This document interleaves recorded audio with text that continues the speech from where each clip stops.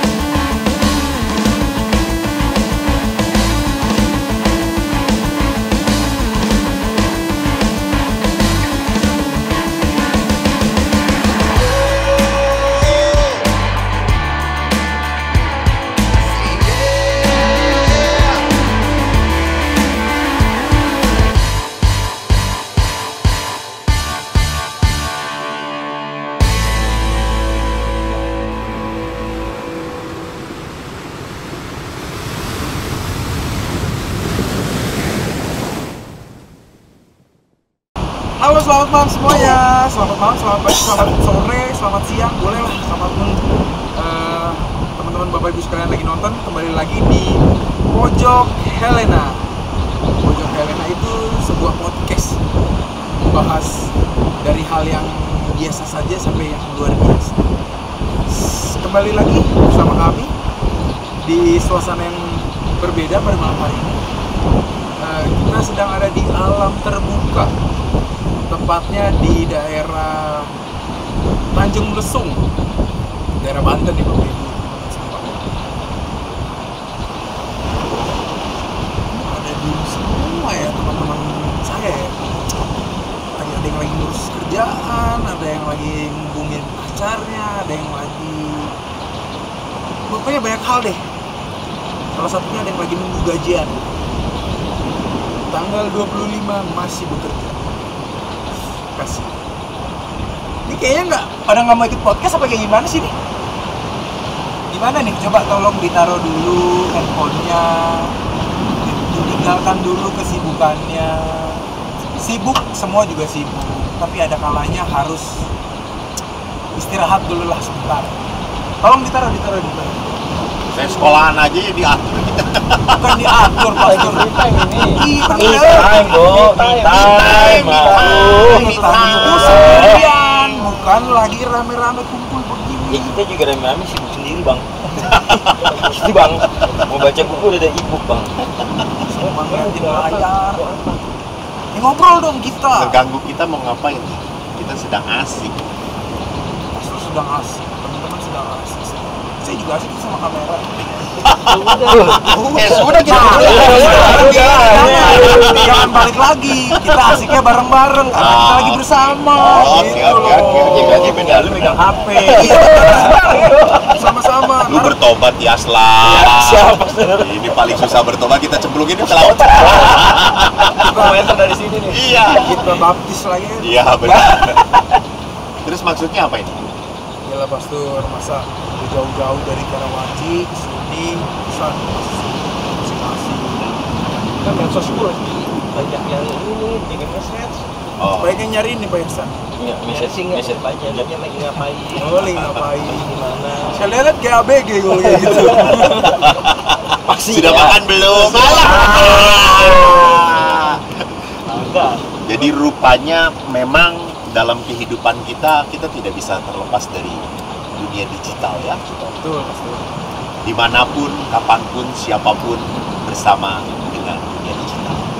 Jadi kayak masa pandemi ini semua dialihkan ke digital gitu kebanyakan. Betul. Jadi di masa pandemi orang harus jaga jarak, tetapi akhirnya menjauhkan satu dengan yang lain ya, rupanya seperti tadi kita sibuk sendiri-sendiri dan dia seperti orang rada tidak jelas. Beres. Iya. Ngomong sendiri. Kurang separuh lah. Iya. Iya. Memang saya setuju bahwa dunia digital ada hal negatifnya, ada hal positifnya juga. Yang negatifnya itu tadi kita terisolasi sendiri-sendiri. Kita punya dunianya masing-masing, kita punya urusannya sendiri-sendiri. Lu ngurus pekerjaan lu ngurus keasikan kamu, dan saya juga punya keasikan sendiri. So, we have our own world. Jangan saling mengganggu lah. Itu negatifnya. Akhirnya kita dekat dengan yang jauh, dan jauh dengan yang dekat seperti ini. Di keluarga saja seperti itu bisa Terjadi bisa ya. terjadi. Sudah mengalami, Sudah merasakan. Pak. Apa perasaannya? Gimana ya? Ya kalau jebak pertanyaan soalnya. Kebetulan kita juga belum berkeluarga nih. Ya,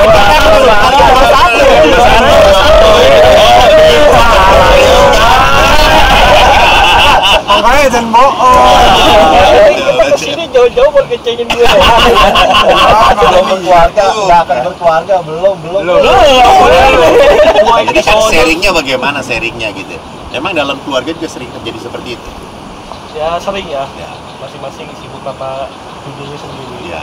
Terutama diberi contoh oleh ayahnya. Alias gue gitu.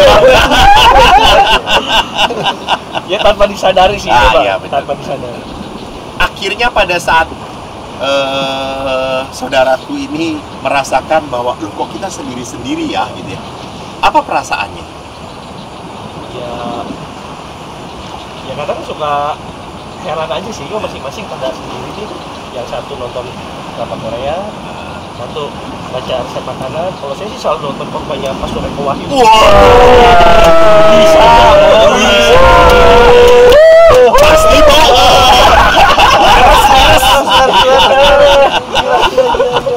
Yakin dia nonton tuh 2 jam. Semua itu Roy. Iya sih, merasa ada sesuatu yang nggak nyaman gitu ya. Iya. Kenapa kok kita nggak malah ngobrol, saling menyapa satu dengan yang lain. Tapi ingat bahwa dunia digital tidak pernah bisa kita hindarkan. Dan dunia digital kan menurut Bapak Paus pun bukan dari roh jahat, ya. Bukan dari kuasa kegelapan. Orang menemukan hal yang baru, orang menemukan cara berkomunikasi yang baru. Tentunya atas bimbingan kuasa Roh Kudus gitu ya, untuk dapat sesuatu ide, menemukan bahwa ini cara berkomunikasi yang baru. Maka Bapak Paus menekankan bahwa kita harus memakai dunia digital untuk juga hal yang positif. Juga untuk hal yang positif. Itu berarti apa? Berarti kita harus memakai dunia digital ini juga untuk mewartakan nilai-nilai, untuk memperkenalkan nilai-nilai Kristianitas, nilai-nilai Katolisitas, tentunya tanpa menjelekkan nilai yang lain. Itu toh. Jadi bukan berarti bahwa kalau kita bukan mempropagandakan, tetapi mewartakan nilai-nilai Kristiani, nilai-nilai di luar Kristiani itu pasti jahat, pasti jelek. Ya tidak, ya tidak gitu ya. Ada nilai, namanya nilai kemanusiaan itu adalah yang berlaku universal, seperti pengampunan, cinta, pengorbanan. Itu kan nilai-nilai universal yang di luar Kristianitas pun akan melihat itu sebagai sebuah keutamaan. Tidak ada yang mengatakan bahwa pengampunan adalah dosa gitu ya. Pengampunan itu adalah sesuatu kebodohan. Kamu bisa mengampuni orang yang menyakiti kamu, itu berarti kamu bodoh, blow on. Ya. Itu keutamaan. Jadi harus dipakai. Tadi kan saya terkesan ya kepada saudara kita yang satu-satunya baru menikah ini. Bukan baru menikah ya, udah lama menikah. Sudah lama menikah, tapi selalu merasa baru.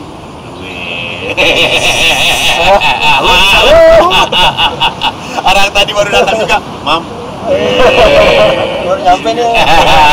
Mam. Nih Mam dengan Pastor Eko. Supaya ketahui nih pergi sama pastor gak kemana-mana. Betul.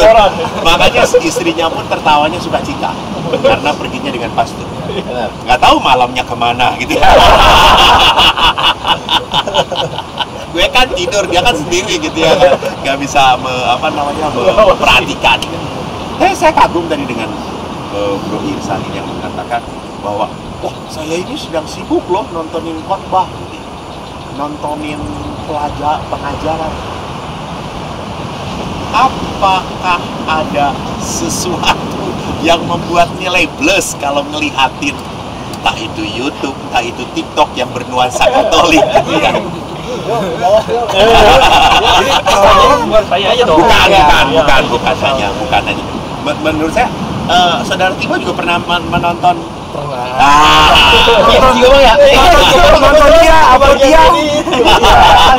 Banget ini Bang. Edit juga. Kalau kebagian edit di siap, ya berarti bukan mendengarkan pewartaan gitu ya. Mana yang jelek? Dihapusin. Gimana kalau menurut kalian gitu ya? Saya sendiri ngerasa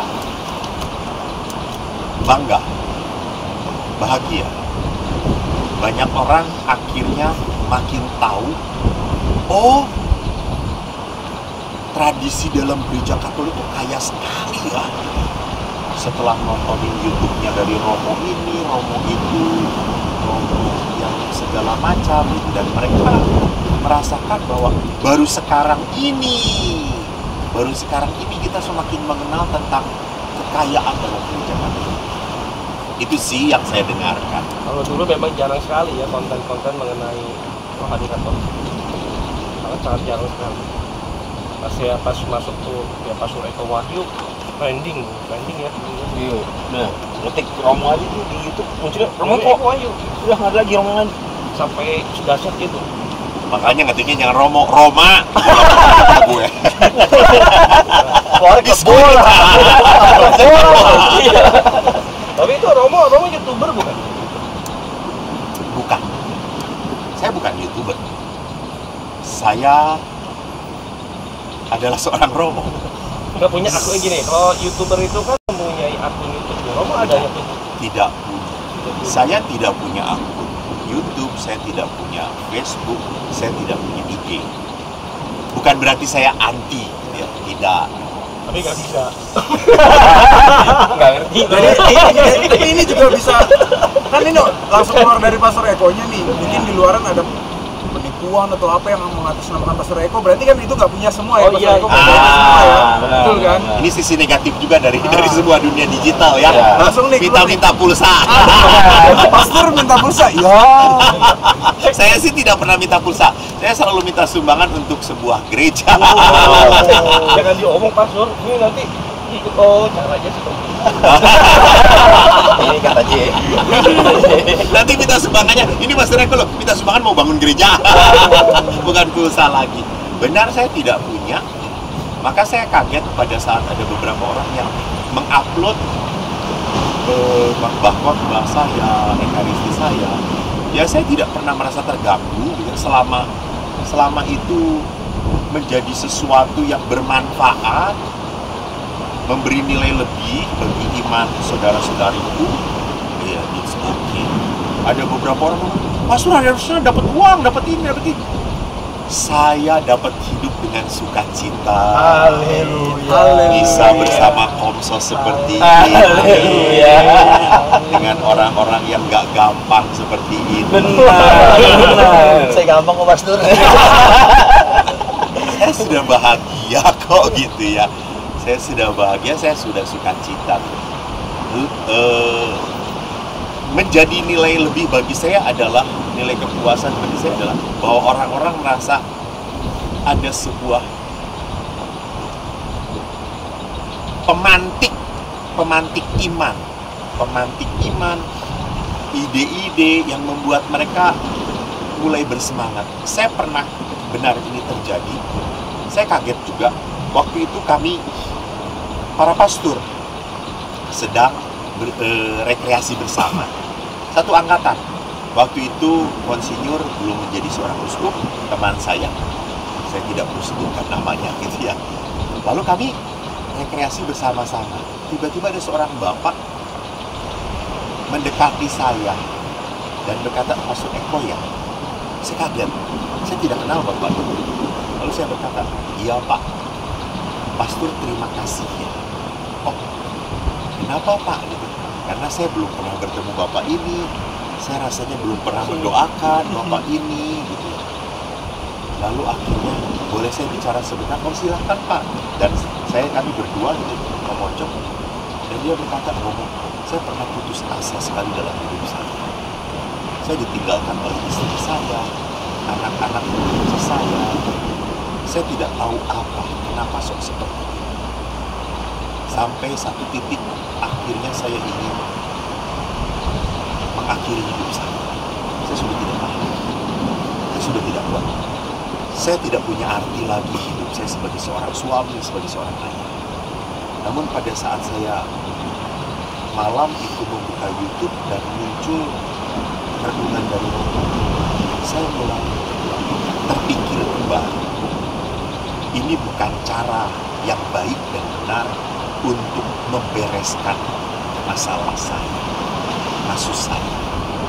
Ini justru membuat mereka semakin sadar bahwa saya adalah orang yang tidak bertanggung jawab.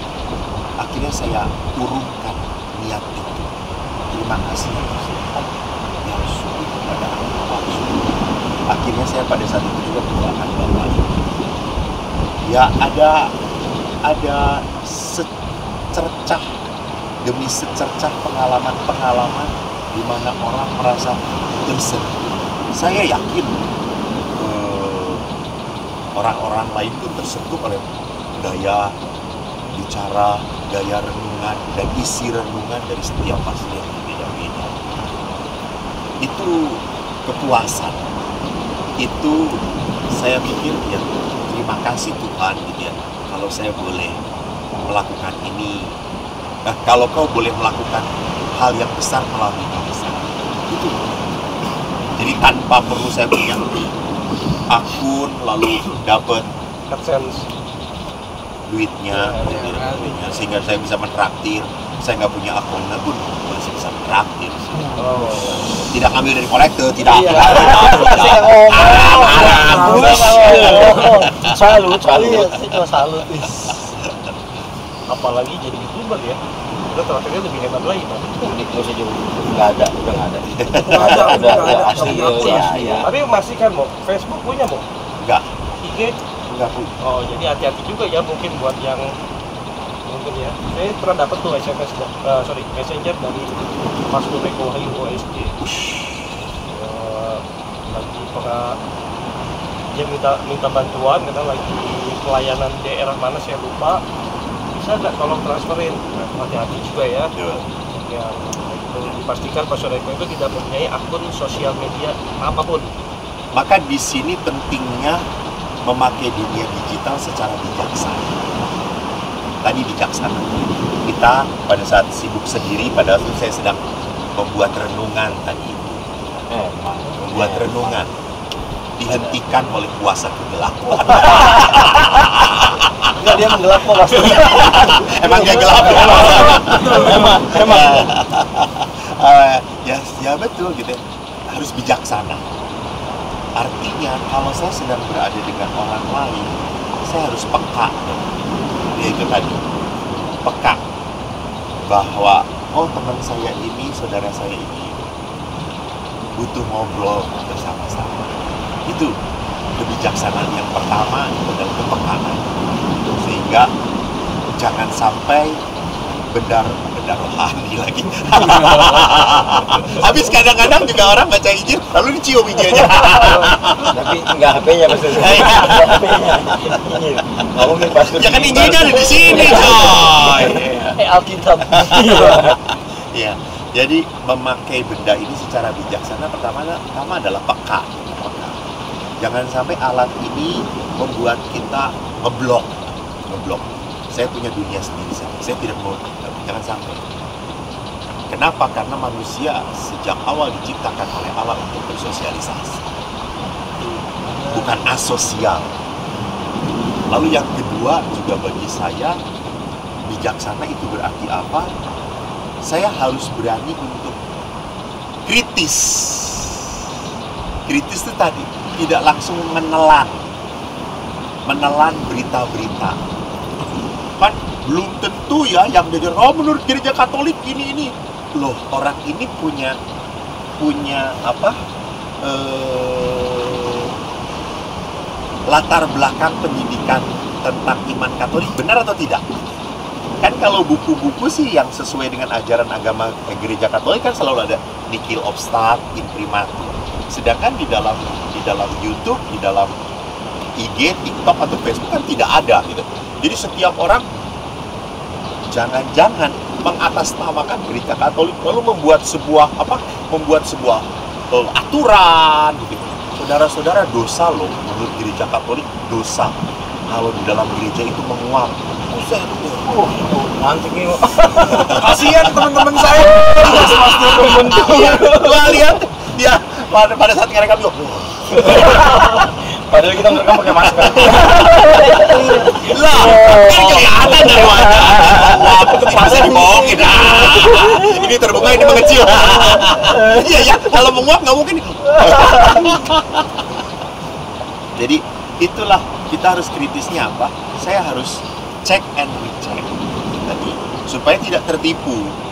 Ya. Entah itu bentuknya ajaran, entah itu bentuknya pesan. Entah itu bentuknya pesan. Bener nggak sih gitu? Jadi tidak semena-mena. Gue dapat berita ini langsung sebarin. Berita ini langsung sebar kepada yang share. lain. Nah, Itu yang terjadi itu. tidak bijaksana. Kalau dari Pak Surya Eko Wahyu kan udah langsung tahu ya, imam juga sekarang sih kakak pembimbing liturgi ya Bang ya, Di paroki. Di paroki. Ya, pendamping. Bukan pembimbing. Beda Pembimbing ya. Roh Kudus. Tetap Roh Kudus, coy. Ada nggak sih, Bang?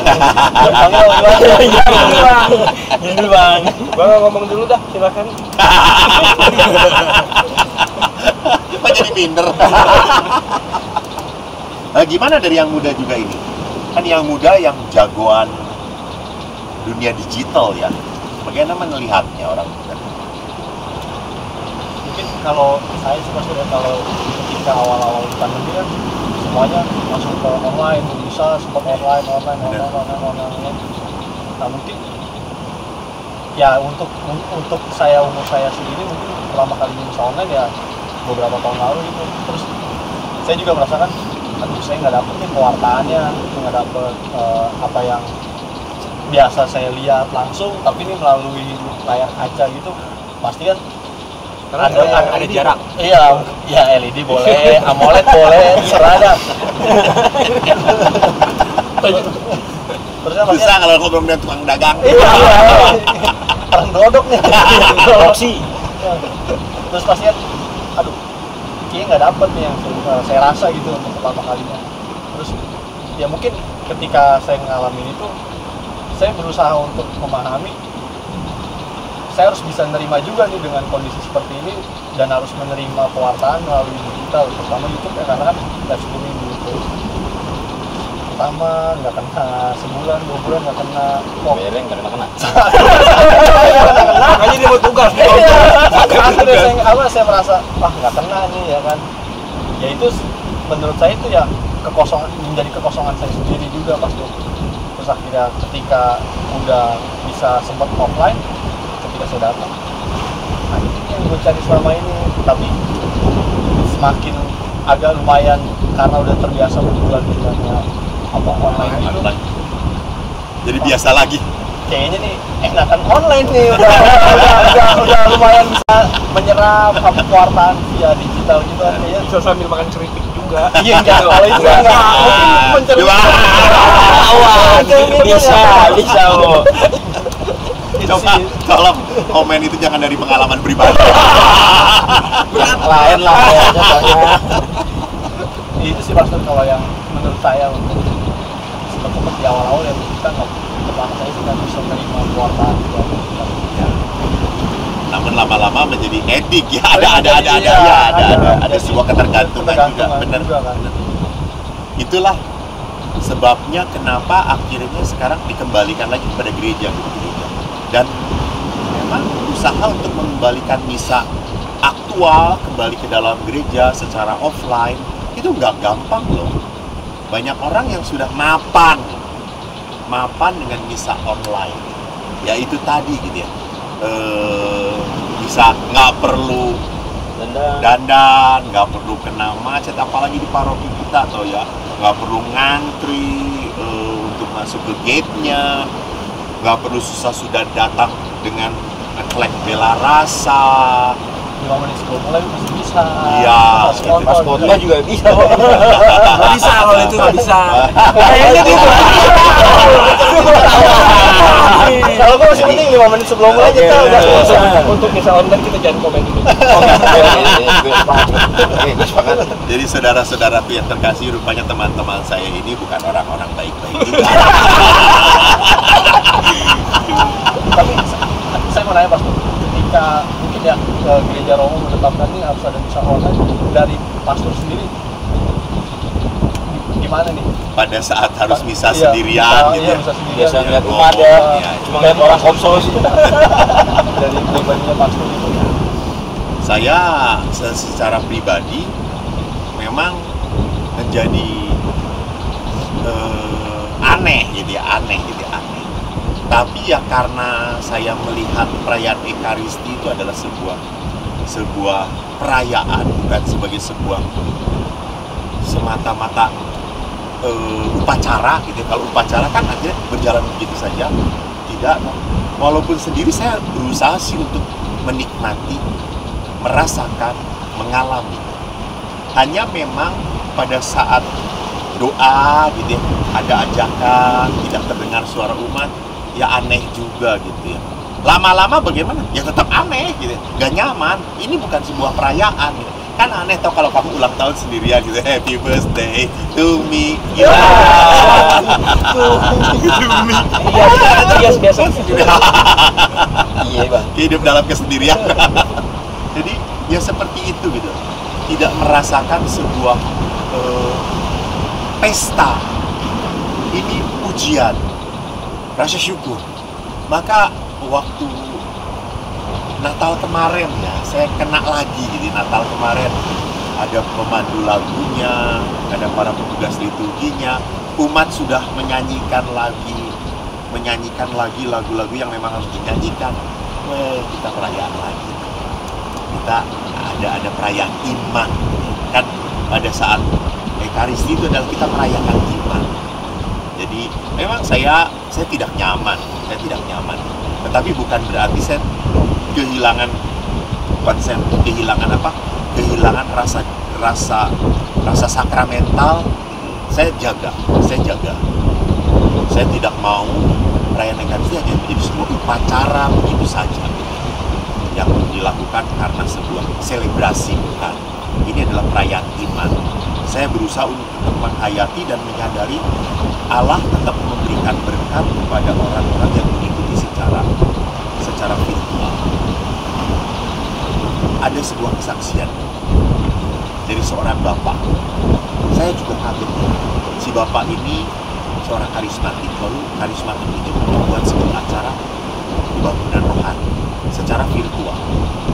Terus dia ini mengatakan, aduh nggak mungkin lah ada orang yang disentuh, nggak mungkin lah ada orang yang diurapi, dibuat, ditemukan, nggak mungkin. Ini kan virtual. Beda dengan kalau hadir kan orang diurap, ada pencurahan roh, ada pendoaan, orang kan merasakan. Dia memang tidak mungkin mengatakan. Terjadilah acara itu. Dan apa yang terjadi waktu dia mengadakan perayaan itu, KRK, banyak orang yang mengatakan, memberi kesaksian, saya bisa gue merasa menangis, saya merasa ada Tuhan, saya merasa hati. Dia waktu itu langsung mengatakan, my God, Tuhan itu bisa melakukan yang saya inginkan. Tuhan bisa bekerja di tempat, di saat, di situasi yang tidak mungkin. Akhirnya dia merasa, dia mengatakan, saya tidak pernah dengar kuasa Allah. Jadi toh lewat dunia digital walaupun secara online, Allah bisa saja bisa saja menunjukkan kehadirannya, menunjukkan tangan, menunjukkan pertolongan. Maka di situ saya berpikiran bahwa walaupun saya bisa sendirian secara Zoom misalnya ya saya coba bermain. Itu sih pengalaman saya. Tahu itu kan tadi kan dari berdasarkan Ekaristi Pastor Indonesia. Tapi kan biasanya Pastor Eko kan untuk seminar kan biasa ribuan-ribu dari kota ini dengan ditonton ratusan orang, ribuan orang. Ketika untuk seminar online yang sendiri nih, apalagi kan seminar kan yang kita tahu kan harus ada tanya jawab. Ya. Nah itu untuk pastor mengatasinya gimana? Saya mengatasinya, saya tetap menjaga gaya saya. Saya tetap menjaga gaya saya tetap menjaga model saya. Saya tidak akan tampil walaupun ini online gitu. Saya tidak akan tampil kaku, ya biasa saja gitu sambil ketawa, aneh sendiri gitu. Maka kadang-kadang Pastor Lukas, Pastor Balong kita ketawa sendiri. Mereka sudah tahu kalau saya ketawa sendiri, berarti saya sedang Zoom atau sedang webinar. Ada alasannya ya. Ada alasannya. Padahal nggak stres. Mungkin kan pastor di gereja ketawa-ketawa, tapi kan umatnya telat kan langsung yang di rumah kan mungkin telat dapat promo Iko ketawanya, promo Iko udah berhenti kesel ketawa, banget ya. tapi umat yang di rumah wah ketawa otomatis pastor gue udah ketawa nih, kenapa orang baru ketawa nih? Pasti kan ada seperti itu kan, pasti ada delay. Ada delay juga. Iya. Ya, bagi saya nggak berpengaruh gitu. Saya ngikutin terus alur yang sedang saya lakukan. Makin lama sih makin oke bagi saya memberi webinar gitu di dalam menghadapi layar. Tadi AMOLED, LCD atau saya lama-lama ya oke bisa gitu. Merasa nyaman juga. Tapi yang tidak nyamannya kalau udah di Zoom semua kamera mati. Saya jengkel kayak gitu. Ngambil ngapain ya? Iya gitu. Takut sambil motong timun ya. Iya. Rebus timun bisa. Pastor, kalau misalkan lagi sambil ngisi seminar online itu, ada nggak sih kayak rasa takut pesan yang pastor mau sampaikan tuh tidak sampai dengan tepat gitu ke audiensnya, kayak gitu pastor? Ya, betul. Bagus, Bernard, bahwa di dalam sebuah pewartaan kita harus sadar bahwa saya mewartakan Tuhan, bukan mewartakan diri sendiri, bukan mewartakan pikiran saya. Jadi kalau ada orang yang katakanlah seringkali nggak sampai pesannya, nggak sampai apa yang mau dikatakan gitu ya, tidak sesuai dengan harapan saya, secara offline itu masih terjadi. Jadi saya tidak bisa, ingat, pada saat saya memberikan sesuatu, saya tidak bisa mengatur orang untuk menerima apa yang saya katakan. Saya hanya bertugas untuk mengatakan. Maka kan seringkali ada klarifikasi lewat question and answer gitu. Ada klarifikasinya kalau mereka sama sekali nggak mengerti apa yang dikatakan oleh pastor, mereka klarifikasi kepada saya. Jadi itu caranya pada saat webinar terutama ya, kalau udah benar kan tidak ada acara Q&A gitu ya. Di situ mereka bisa mengklarifikasi apa yang saya inginkan, apa yang saya ingin sampaikan. Bisa lebih mendalam lagi ya kalau gitu? Ya, memang lebih menarik kalau webinarnya dalam bentuk tanya jawab dan interaksi gitu, ada interaksi lebih menarik. Ya itu kelebihan dunia digital. Saya tidak hanya mewartakan untuk umat di Helena, saya bisa mewartakan untuk umat di Kalimantan, di Papua, even di Bali sudah sering, di Australia, Amerika. Seperti saya beberapa kali Zoom dengan Amerika ya, memang beda jamnya ya, jam 8 mereka 8 pagi Zoom-nya, mereka di sana malam kan beda, kadang-kadang ada 12 jam. Luar angkasa yang belum ya? Rupanya Yesus Kristus belum diwartakan. Zoom-nya buat orang Amerika, oleh-oleh dong. Sudah Bang. Ada oleh-olehnya Omikron. Jangan dong! Oleh gini nih. Gue pernah ada pengalaman sama Pastor Eko. Jadi gue mau ketemu sama dia nggak ada di sekretariat. Tiba-tiba dia jalan dari parkiran tuh. Udah kelar, maksud ngapain? Gue bisa ngedoain orang dari Medan. Ya benar berarti kan. Lewat juga ya doa dikit, Iya, lewat sudah. apa dia mendoakan orang lewat Zoom lagi, bukan secara langsung lagi kan. Berarti kan emang mungkin orang yang di Medan kan sangat mengharapkan doa dari Mas Repo tanpa harus takut dengan waktu, dengan jarak. 5 menit langsung tersambung, ya itu kan berarti kan memang sebuah kabar baik, kabar gembira. Iya betul benar. Nilai positif. Nilai positif dari era digital. Iya. Kalau pastor di Helena pun mungkin belum bisa mengenal seluruh umat maksudnya. Sana, ya. Itu datang sendiri ya. Hanya kenal orang Komsas doang. Bukan begitu datang parkiran penuh. Nyampe kantor Keluar. Jadi maksudnya Tidak akan terjadi lagi. Kan gitu Pak. Oke, jadi kira-kira ada enggak dulu kali kita mau bakar ikan loh di sini. Oh iya benar. Iya. Barbecue juga. Iya. udah pengen banget nih ikan bakar Iya, kita habis nih. maaf banget Habis ya. nangkep soalnya nih. Habis nangkep aja Ini ada ikan duyung lagi.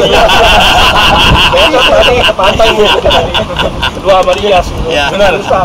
Air laut juga tiba-tiba pasang, nggak tahu siapa yang masang. Nggak gitu dong Bos. Iya bang. Ya, Nat, silakan Nat. Oke, jadi kira-kira cukup perbincangan kita Udah soal- selesai nih. Ya udah kita sibuk Lanjut aja nih. Oke, jadi kira-kira begini deh. Di pewartaan di era digital bukan balik lagi deh. Kalau katanya Pak Sureko lagi nulis renungan. Gak apa-apa, Gua jangan juga, ditahan. Gua merenungi. Nah, Gua Dias merenungi. Gue lagi merenung. nonton di Tupero Moeko. Gua lagi nyatet Tadi gua lagi nyatet aja ya. yang di ujung coba yang berkeluarga. Lagi ngapain tuh, Bo? Liatin, Bo. Dagangan. Oh, Ini maksud dari mana Pak? jangan. Ini dagangan si Romo Eko kali ya. Jadi banyaklah hal positif yang bisa diambil dari pewartaan di era digital ini, teman-teman, Bapak Ibu sekalian. Kira-kira cukup perbincangan kami pada malam hari ini. Saksikan kami di episode-episode selanjutnya, dan kembali lagi pasti bakalan banyak tamu-tamu yang super lagi. Jadi selamat malam, dadah. Dadah.